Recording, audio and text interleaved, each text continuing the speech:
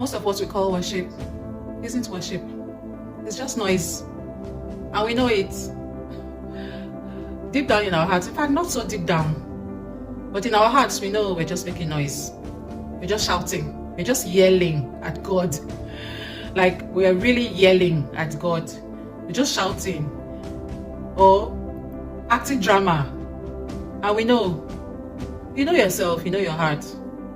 This is from one worship leader to the next. Next time you have to lead the congregation in worship, make sure you are really worshiping. Make sure you are truly worshiping. Make sure you are not just singing a song. Because when you worship, the rest of the congregation will worship too. But before you pick up the mic, make sure your heart is right with God. Make sure there's nobody you are holding anything against in your heart.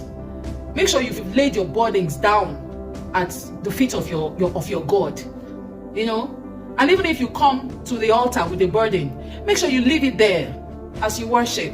There's so much shouting in the house of God these days, so much yelling. I don't know why we think that, the worship is in the shouts. It's not. The worship is in the heart. It's in the bowing of our hearts. It's in the obedience. Our worship is in our obedience. Worship in your private place, so that when you come up to lead worship, it will flow naturally, and the rest of the church will, worship with you, and it will be such a beautiful experience. It will be such a beautiful time, and God will minister to His people individually. Even though you are the one in front leading the procession, God will now minister to His people individually and use the same song to minister to people differently, in different ways, because He is God and He knows everybody's hearts and everybody's intentions and everybody's needs and how everybody seeks Him.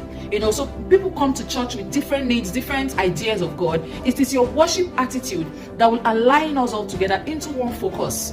So please, dear worship leader, this is just a reminder. It's a reminder because you know it already. The next time you hold the mic to lead worship, make sure you are really worshiping. God bless you.